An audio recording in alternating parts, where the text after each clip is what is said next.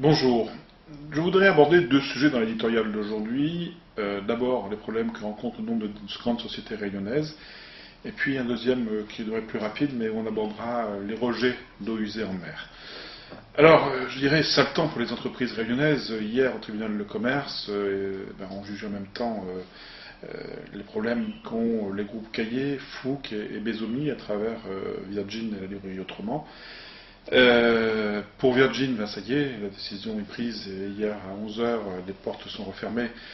Et comme me disait M. Bezomi, il a remis à 11 heures les clés de son établissement à l'huissier.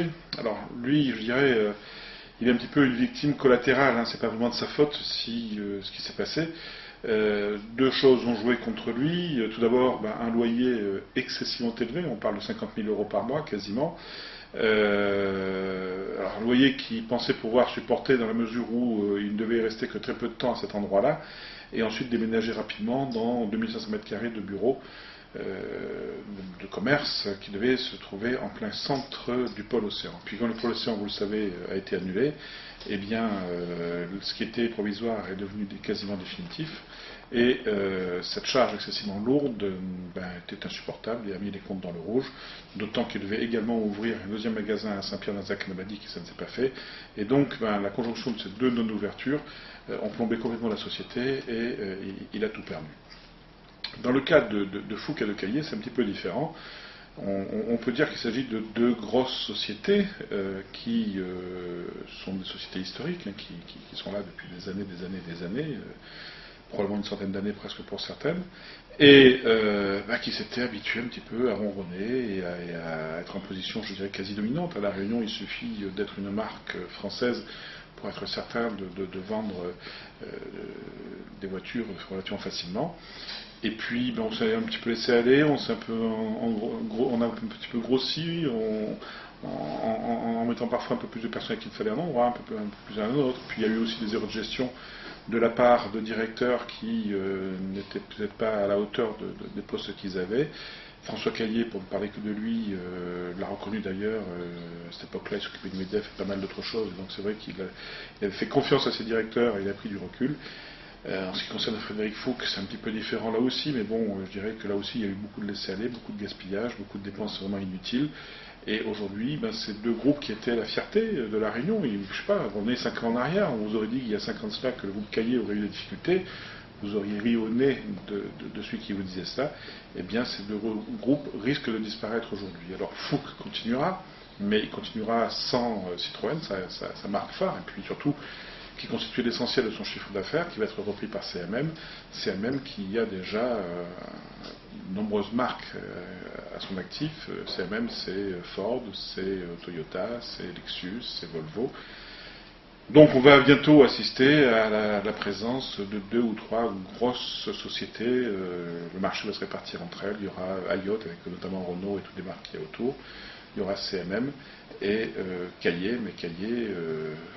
est-ce que ce sera toujours François Caillé ou pas à la tête?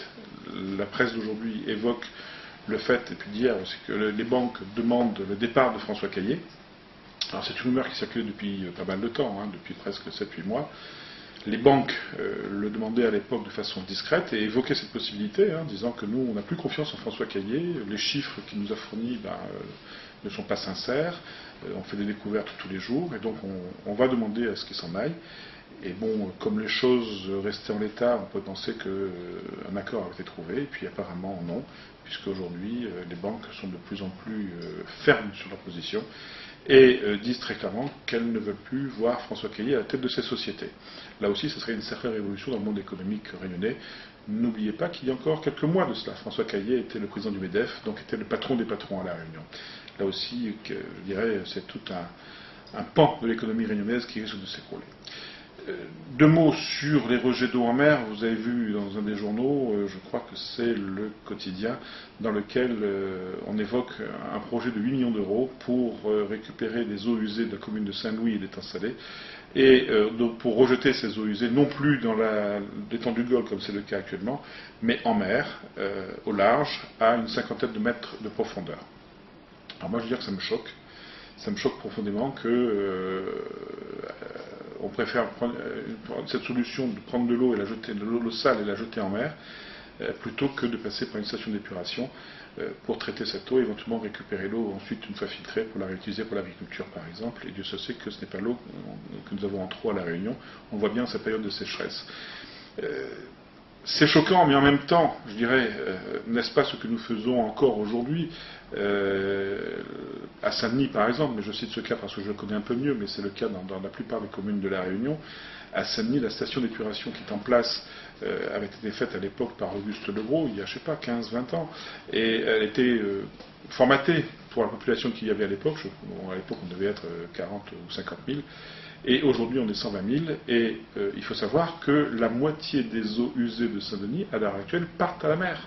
Si vous allez du côté de la Jamaïque et vous avez la curiosité de descendre sur la plage de Galets qui est en contrebas, vous aurez la surprise de tomber sur une véritable petite rivière, une rivière de 400 mètres de large. Et en fait, les eaux en sont marrons, l'odeur vous prend à la gorge à 20 ou 30 mètres déjà. Et en fait, c'est, pardonnez-moi l'expression, mais il faut parler crûment pour qu'on comprenne, c'est toutes les merdes de Saint-Denis qui vont à la mer et qui sont rejetées. Quelqu'un qui un jour avait l'occasion de voir cela avait eu une expression qui m'avait fait beaucoup rire à l'époque. Rappelez-vous, il y avait beaucoup de surfeurs, enfin pas de surfeurs, mais des gens qui faisaient de la planche à voile, qui faisaient de la planche à voile dans le quartier. Et il me disait, mais que lui, il est pêcheur, qu'il était courant de voir ces véliplanchistes ressortir de l'eau avec des grains de tomates dans la tête, dans les cheveux. Vous voyez, ça veut bien dire ce que ça veut dire. Le plus grave étant que moi, les une ou deux fois où je suis allé sur place pour faire des photos, pour illustrer des articles sur le sujet, j'ai toujours trouvé à proximité, à une dizaine de mètres, une quinzaine de mètres, des pêcheurs qui avaient leur ligne lancée juste à côté de cette rivière de merde qui partait à la mer. Et ce qui veut dire que les poissons qui étaient pêchés devaient être mangés. J'espère qu'ils n'étaient pas vendus. Et ça laisse beaucoup craindre pour la santé des gens qui mangeaient ces poissons. Et je m'étonne que les responsables de la DRAS et d'autres organismes officiels, qui sont très forts pour venir nous embêter à la moindre chose que nous ferions de travers, eh bien ne se préoccupent pas de ce problème et de laisser ces gens pêcher tranquillement à quelques mètres donc, de cette rivière de cochonnerie qui allait à la mer. Voilà. Donc oui, c'est scandaleux, mais ce n'est que continuer ce qu'on a déjà pensé depuis très longtemps. Et après, on vient nous dire, oui, mais le fait qu'on met ça à 50 mètres, c'est la garantie que ça ne peut pas revenir vers les eaux de baignade. Eh bien, écoutez, personnellement, jamais je n'irai me baigner à proximité de l'endroit où ce tuyau va en mer. Merci, et à demain pour un nouvel éditorial.